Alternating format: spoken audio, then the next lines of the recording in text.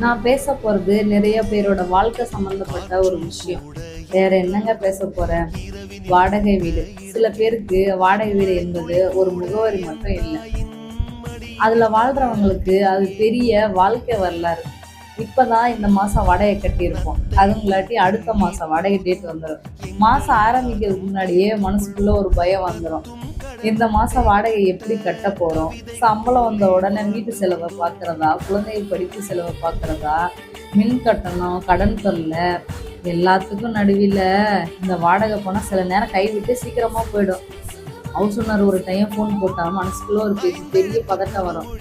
அம்மா எப்போ வாடகை தருவீங்க அப்படிங்கிற ஒரு கேள்வி பின்னாடி பெரிய கவலைகளும் இருக்கும்.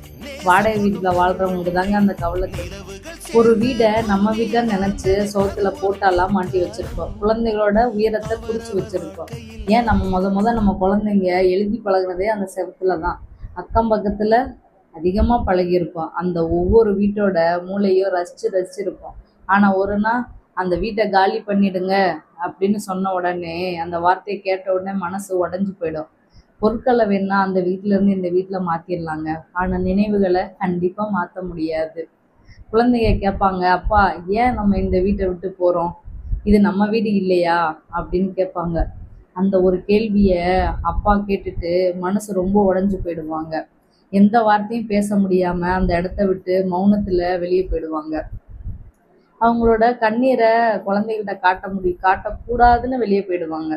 ஒரு அம்மா அந்த சமையலறையில் நின்று எவ்வளோ சமைச்சிருப்பாங்க, எவ்வளோ சந்தோஷமா இருந்திருப்பாங்க. அந்த நினைவுகள்லாம் அவங்கள வாட்டி வதக்கி எடுத்திருக்கோம். சில கண்ணீர் துளிகளை விட்டுட்டு அந்த வீட்டை விட்டு வேற வீட்டுக்கு போயிடுவாங்க. இப்படிதாங்க நிறைய வாடகை வீட்டோட இது இருக்கு. ஆனா அந்த வாடகை வீடு தான் நம்மளை உழைக்கணும், சேமிக்கணும், ஒரு நாள் நமக்கென்று ஒரு சொந்த வீடு வாங்கணும் என்ற கனவை விதைக்கிறதுன்னு. வீடு வாடகையா இருக்கலாம், ஆனா அந்த வீட்டுல வாழ்ந்த ஒவ்வொரு நாளும் ஒரு பொக்கிஷமான நாள். அம்மாவின் பாசத்துக்கு அந்த வீட்டுல வாடகை இல்லை, அப்பாவின் பாசத்துக்கு வாடகை இல்லை, ஒரு குழந்தையோட சிரிப்புக்கு வாடகை இல்லை. அந்த வீட்டுல உருவான நினைவுகள் ஒவ்வொரு நினைவுகளுக்கும் வாடகை கிடையாது.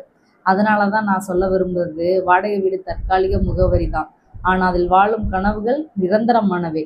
இதை கேட்குற உங்களில் யாராவது இப்போ வாடகை வீட்டுல இருந்தீங்கன்னா நம்பிக்கையை மட்டும் இழக்காதீங்க. இன்னைக்கு வாடகை வீட்டுல இருக்கலாம் நீங்க, நாளைக்கு உங்க சொந்த வீட்டு கதவை கண்டிப்பா திறப்பீங்க. அந்த நாள் கண்டிப்பா வரும்.